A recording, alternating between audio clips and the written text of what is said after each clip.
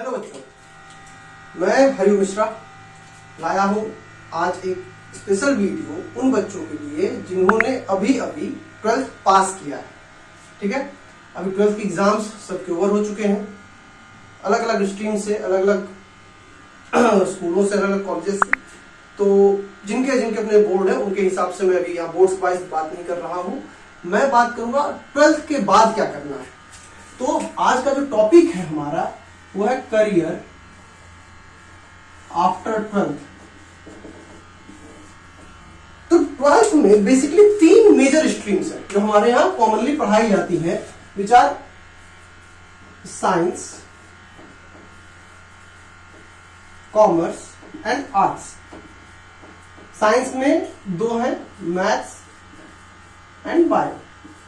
ठीक है, तो आज हम स्टेप बाय स्टेप इन सब के बारे में डिस्कशन करेंगे कि जो बच्चे 12th के बाद क्या करना है, कैसे करना है। इसमें थोड़ा सा कंफ्यूज है, जाहिर सी बात है, मोस्टली कंफ्यूजन होती है, तो उनके लिए ये एक गाइडेंस वीडियो है। तो ध्यान से देखो, अपने अपने स्ट्रीम के हिसाब से सोचो, समझो, अपने करियर ऑब्जेक्टिव्स को तय करो और अपने दोस्तों के साथ शेयर करना ताकि समझ में आए। तो शुरू करते हैं। तो मेरा जो पहला सेक्शन है वो है साइंस। तो हम बात करते हैं उन बच्चों की जिन्होंने साइंस स्ट्रीम लिया है। ठीक है, साइंस स्ट्रीम। तो साइंस में पहला है बायो, जिन्होंने बायो लिया है। जिन बच्चों ने 12th बायो से किया है उनके लिए क्या क्या ऑप्शंस हो सकते हैं उसके बारे में हम लोग डिस्कस करेंगे, कैसे उसमें सिलेक्शन होगा, क्या होगा, ये सब पूरा। तो एक एक डिटेल में आज शेयर करूंगा। तो साइंस स्ट्रीम से हम अगर बात करें तो 2 चीजें होती हैं। एक ट्रेडिशनल कोर्स होता है जो कि बीएससी एमएससी से कहा जाता है, और एक जिसको हम लोग कहते हैं प्रोफेशनल कोर्सेस।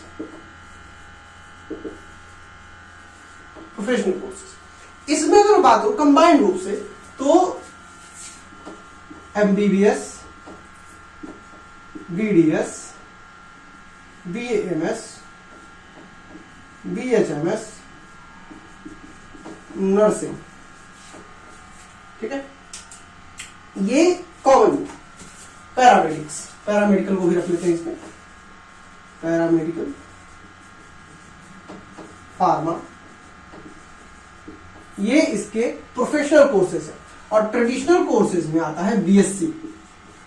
बीएससी में एक तो कॉमन है बीजेडसी, बॉटनी जूलॉजी केमिस्ट्री। ठीक है, जिसमें लोग मोस्ट कॉमन स्ट्रीम यही है जिसमें बॉटनी जूलॉजी केमिस्ट्री पढ़ाई जाती है। इसके बाद बायोटेक्नोलॉजी, माइक्रोबायोलॉजी, फॉरेंसिक, इसके बाद और भी चीजें हैं जिसको हम लोग एग्रीकल्चर, ये सब बीएससी में की जाने वाली कोर्सेस। तो यहां से यहां तक, नर्सिंग तक के लिए हमें नीट का एग्जाम देना होता है, नेशनल एलिजिबिलिटी इंटरेस्ट टेस्ट। तो ये पूरे भारत में कंबाइंड रूप से होता है नीट का एग्जाम। इसके लिए जो 12th के सब्जेक्ट होते हैं फिजिक्स, केमिस्ट्री, बायो, ईसीबी, उससे क्वेश्चंस आते हैं। नीट की तैयारी कैसे करनी है मैंने इसका प्रॉपर वीडियो बनाया, आई लिंक में दे दूंगा, वहां देखते रहना। तो ये कंबाइंड स्टडी हो जाती है। अब बचता है यहाँ 2, पैरामेडिकल और बी फार्मा। पैरामेडिकल और बी फार्मा के लिए फार्मास्यूटिकल्स। तो फार्मास्यूटिकल में 2-3 चीजें आती है। डी फार्मा एक आता है और एक बी फार्मा आता है। इसके बाद इसको फॉलोड बाय एम फार्मा। तो ये दोनों 12th के बाद किए जा सकते हैं। ये डिप्लोमा है और ये कंप्लीट 4 ईयर कोर्स। ठीक है, तो अब इसमें क्या होता है, तो देखो अगर हम बात करें नर्सिंग की, तो नर्सिंग तक तो मैंने बताया। नर्सिंग की एक और चीजें हैं, कई स्टेट जैसे यूपी है, राजस्थान है, एमपी है, दिल्ली है, ये अपना स्टेट लेवल का भी एग्जाम टेस्ट कराते हैं। ठीक है, नीट के थ्रू लेते हैं और अपना स्टेट लेवल का एग्जाम भी कंडक्ट कराते हैं। पैरामेडिकल में basically OT technician, lab technician, lab technician में भी ढेर सारे होते हैं, ठीक है, डाइटिशियन, डेंटल टेक्नीशियन है, ये सब कोर्सेज पैरामेडिकल्स में आते हैं। तो इनके कोर्सेज का जो सिलेक्शन होता है या तो डायरेक्ट एडमिशन होता है और या तो फिर स्टेट लेवल एग्जाम होता है। डायरेक्ट उन इंस्टीट्यूशन में जो प्राइवेट इंस्टीट्यूशन है वो डायरेक्ट ले लेते हैं, और जो स्टेट लेवल पे रिकॉग्नाइज्ड यूनिवर्सिटीज है और जगहें हैं वो इसको कंबाइंड टेस्ट कराती हैं या इंडिविजुअल यूनिवर्सिटी टेस्ट भी कराते हैं, जैसे केजीएमयू कराता है, बीएचयू कराता है, तो ये लोग कराते हैं। तो अब आते हैं इनकी बात करते हैं, बी फार्मा और डी फार्मा। बी फार्मा और डी फार्मा में same state combined entrance test होता है और जेई एडवांस का टेस्ट होता है। डी फार्मा तो डायरेक्ट एडमिशन होता है। डी फार्मा के लिए प्राइवेट इंस्टीट्यूशंस ही हैं ज्यादातर, या तो पॉलिटेक्निक के थ्रू अगर जा सकते हैं तो डी फार्मा में जाते हैं, अदरवाइज डी फार्मा के लिए जेई एडवांस और इन सब का टेस्ट होता है कंबाइंड रूप से, और स्टेट अपना टेस्ट कंडक्ट कराता है, इनके थ्रू हम जाते हैं। अब आते हैं इधर, इसके लिए एक टेस्ट है CUET, central university entrance test. तो सेंट्रल यूनिवर्सिटीज का कॉमन एंट्रेंस टेस्ट होता। पहले हम लोग जब पढ़ते थे शुरुआत में, तो उस समय क्या था कि यूनिवर्सिटी वाइज फॉर्म निकलता था, भरते थे बच्चे, एग्जाम देते थे, तो इससे बहुत हौच पौच होता था। अब क्या है कि एक CUET का एग्जाम दो, कंबाइंड रूप से टेस्ट होगा, जैसी रैंक आती है वैसा अपना कॉलेज सेलेक्ट करो, मिल जाएगा, एडमिशन लो। तो इसमें सबसे कॉमन है BZC, सबसे कॉमन, मोस्ट कॉमन। क्योंकि ये सबसे कॉमन है तो इसमें भीड़ भी बहुत ज्यादा होती है। प्रोफेशनली ये लॉन्ग टर्म पे देखा जाए आज के समय में, तो मैं उसको बहुत कम रेकमेंड करता हूं, until the less you are very good at study. तो BZC तभी ऑप्ट करो कि जब तुम अच्छे हो, क्योंकि इसके बाद ही तुम इसमें BSc के बाद MSc के बाद PhD यहां तक जाना पड़ सकता है। तो BZC तो मैं सजेस्ट बहुत ही कम करता हूं। बच गई biotechnology, microbiology, forensic is an emerging subject. आज के समय फॉरेंसिक इमर्जिंग सब्जेक्ट है। आज जैसे समय बढ़ रहा, फॉरेंसिक की डिमांड बढ़ेगी। एग्रीकल्चर, इसकी भी डिमांड फ्यूचर में बहुत बढ़ने वाली।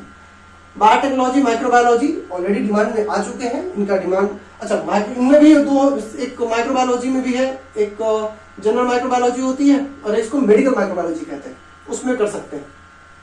तो हालांकि इनकी डिमांड्स अब धीरे धीरे बढ़ रही है भारत में, और दुनिया में तो पहले से भी थी, अब भारत में भी इसकी डिमांड बढ़ना शुरू हो चुका है। ठीक है, तो ये हो गए उन बच्चों के लिए जो बायो से। अब बात करते हैं उन बच्चों को जिन्होंने मैथ ऑप्ट किया, जिन्होंने 12th मैथ से किया हुआ है। मैथ वाले बच्चों के लिए बहुत से कोर्सेज ओपन हो जाते हैं, बहुत से चांसेस हैं, मैं उनकी बात अब करूंगा। तो मैथ वाले बच्चों, अगर बात करें मैथ के बच्चों के लिए यहाँ पे, तो सबसे कॉमन है इंजीनियरिंग। मैथ के बच्चे जो है वो बीटेक ऑप्ट करते हैं। इसके लिए जेई एडवांस का टेस्ट होता है, इसके थ्रू आप पूरे भारत के जो higher rank medical engineering colleges हैं उसमें जा सकते हैं। जेई में सारे एडवांस में IIT आता है, जो कि बहुत टॉप लेवल के जो इंजीनियर होते हैं वहीं से निकलते हैं। इसमें बीटेक या BE करते हैं, कुछ कॉलेज भारत में BE कराते हैं, bachelor of engineering, generally bachelor of technology है, कुछ कॉलेज साउथ में है जो कि BE कराते हैं। इसके बाद दूसरा है आर्किटेक्चर, BArch कहते हैं उसको, बैचलर ऑफ आर्किटेक्चर। इसमें जेई एडवांस और स्टेट के अलावा एक टेस्ट होता है NATA, NATA, ठीक है, नाटा का टेस्ट होता है। जेई पेपर 2 जो एडवांस दिया मैंने बताया, उसके थ्रू जा सकते हो। अगर कोई इस फील्ड में नहीं जा रहा है या नहीं क्वालिफाई कर पाता है तो वो BCA MCA को ऑप्ट कर सकता है। BCA के through, bachelor of computer applications, उसके थ्रू जाकर के MCA करके अच्छा हम कर सकता है। इसके अलावा एक आउट ऑफ द बॉक्स एक सब्जेक्ट है जिसको मैं सजेस्ट करता हूं, अगर उसको कहते हैं कॉमर्शियल पायलट।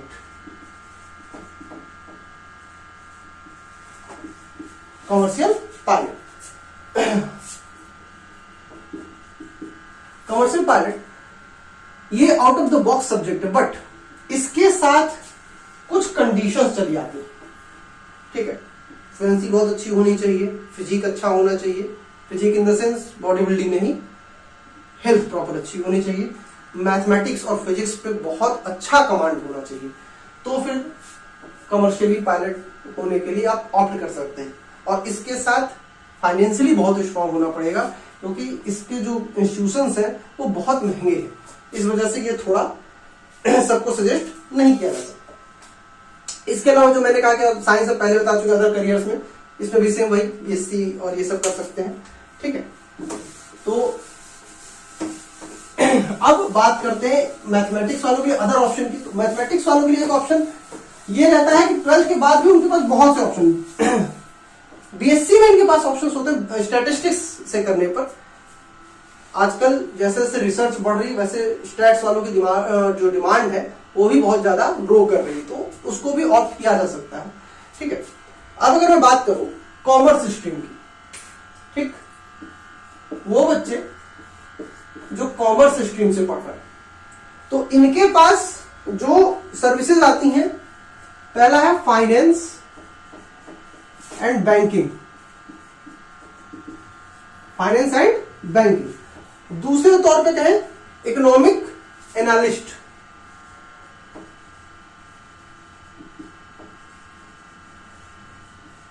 इसकी भी पोस्ट आती। और इसके बाद banking management,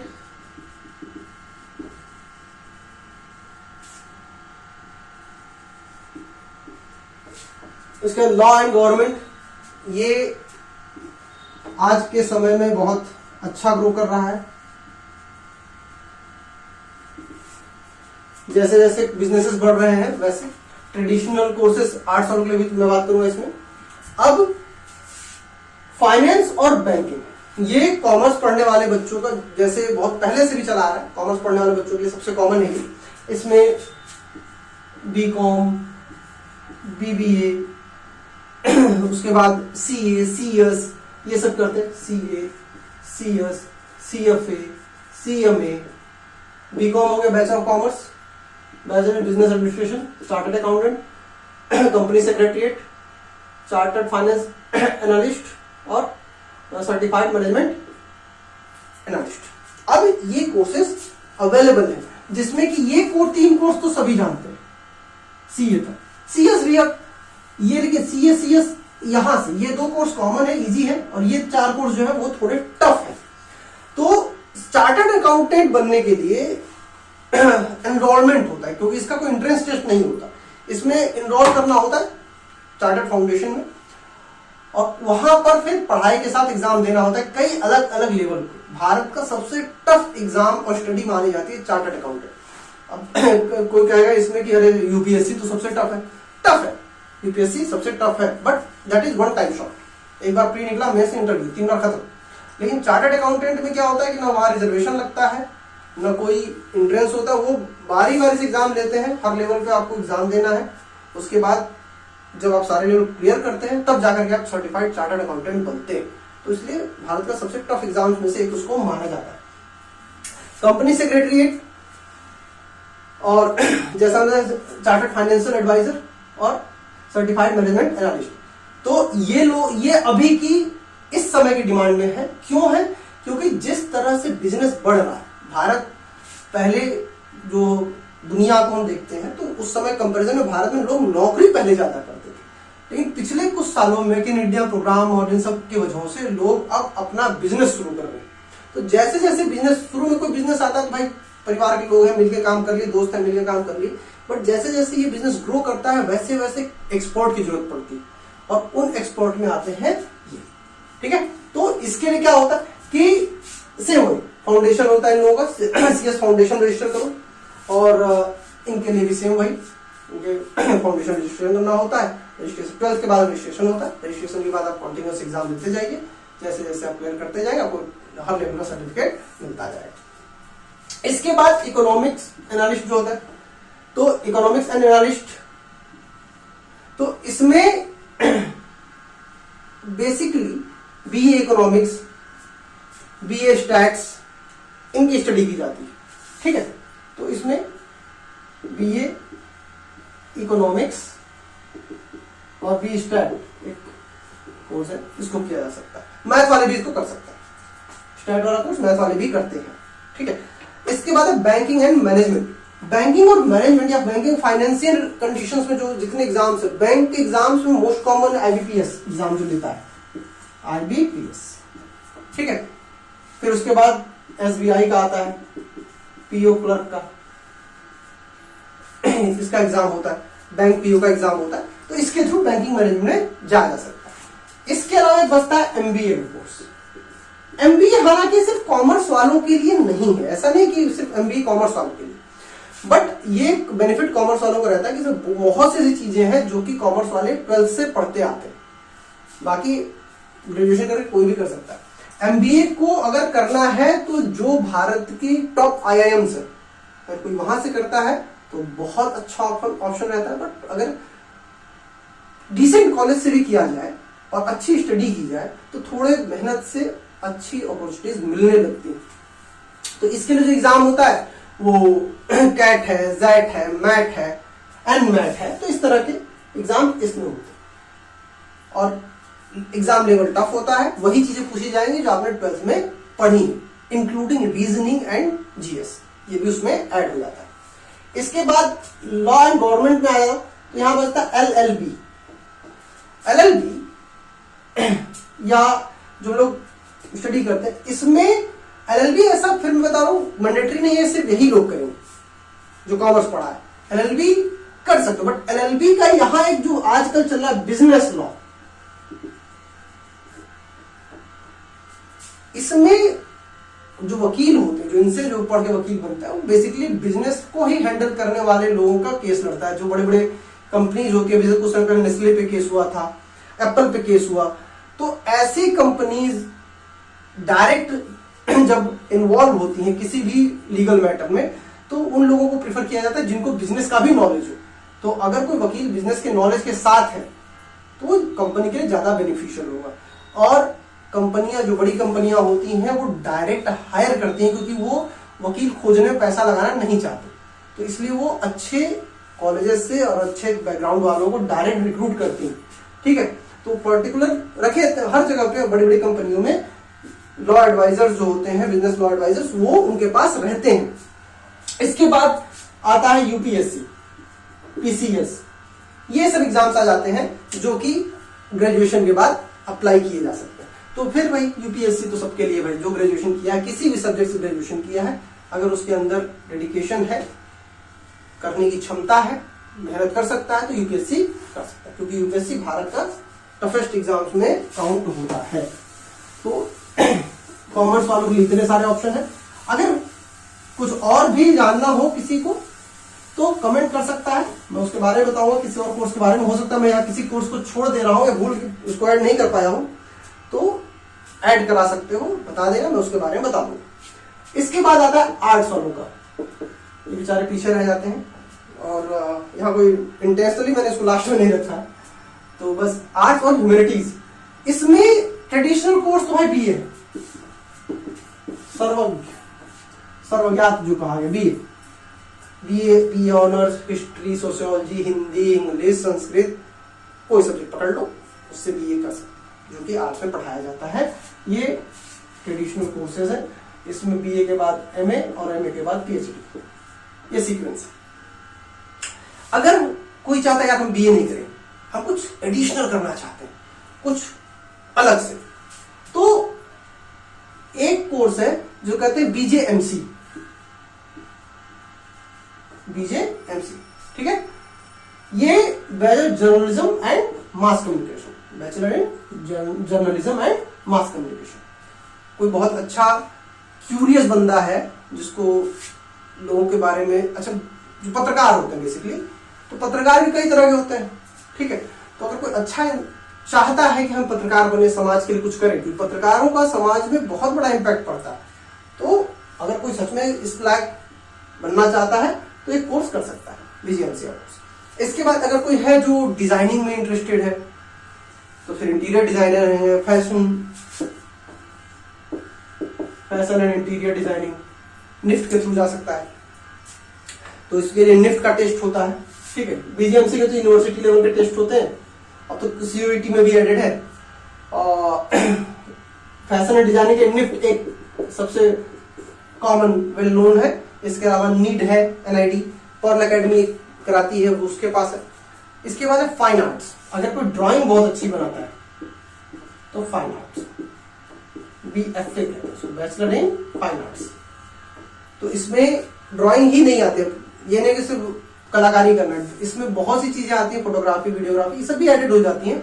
but generally drawing और इसका बहुत अच्छा हो, क्रिएटिविटी इसके पास है, तो वो फाइन आर्ट्स में जा सकता है। इसके अलावा बचता है परफॉर्मिंग आर्ट्स।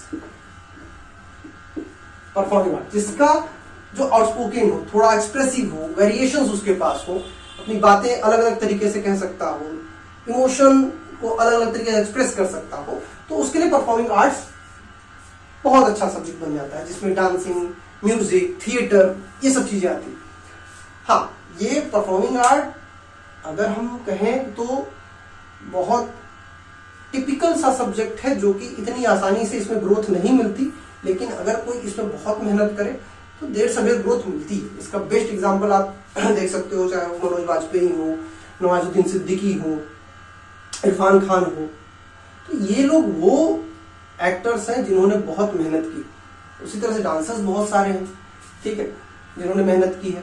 तो म्यूजिशियंस हैं, सिंगर हैं, तो अगर अब तो हालांकि प्लेटफॉर्म बहुत अच्छे मिल रहे हैं सिंगर और म्यूजिशियंस के लिए, तो अगर कोई जाना चाहे इन कोर्सेज में तो भी वो जा सकता है। इसके अलावा हॉस्पिटैलिटी मैनेजमेंट, इन सब में भी जा सकता है वो। अगर कोई बहुत अच्छा है, जिसके पास कम्युनिकेशन स्किल बहुत अच्छी है, नॉलेज पकड़ अच्छी है, तो वो हॉस्पिटैलिटी एंड मैनेजमेंट में जा सकता है। BHM एक कोर्स होता है, ठीक है, होटल मैनेजमेंट का कोर्स है, MBA के थ्रू भी जा सकते हैं इसमें।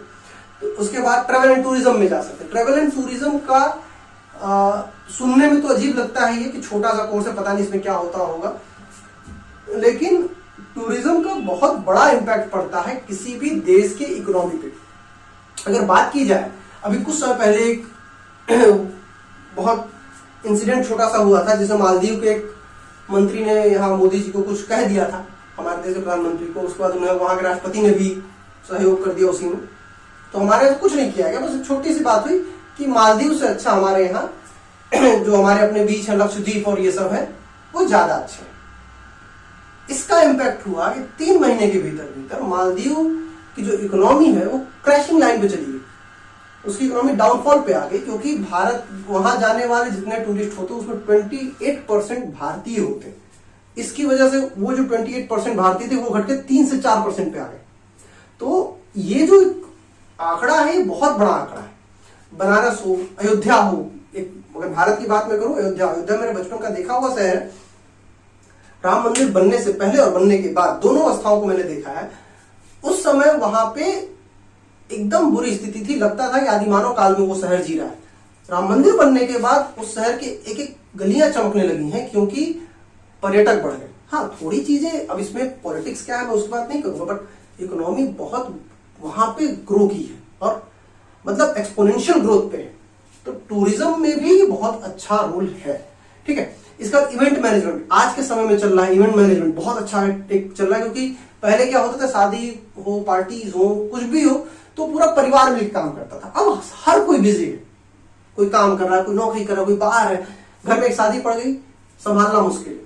तो एक एजेंसी हायर की जाती है जो कि वो सारे काम कर देगी जो एक पूरा परिवार मिलकर करता, चाहे वो लड़के की तरफ से हो चाहे लड़की की तरफ से। वो फ्रॉम टो टू हेड या हेड टू टो, जो उससे समझो, वो सारी चीजें वो करके दे देती है। उसके बदले एक मुश्त पैसा चार्ज कर लेती है, उसमें उसका अपना प्रॉफिट होता है। मेरे 1-2 दोस्त हैं, मैं जिनको जानता हूं, उनका बहुत अच्छा बिजनेस है इसमें। इसके बाद से लॉ एंड गवर्नमेंट में LLB कर सकता है और UPSC के थ्रू जा सकता है। तो अगर बात किया जाए तो BHM है, उसके बाद टूर एंड ट्रैवल है, टूरिज्म का कोर्स है, ठीक है। इसके बाद इवेंट मैनेजमेंट है। तो इन सब में तो डायरेक्ट एडमिशन है कई जगहों पे, कई जो इंस्टीट्यूशन से डायरेक्ट एडमिशन कराते हैं। होटल मैनेजमेंट तो क्लैट के थ्रू भी जा सकते हो, और इसका अपना कई इंडस्ट्री टेस्ट कराती हैं। इसके बाद गवर्नमेंट एग्जाम्स में जाओगे तो UPSC,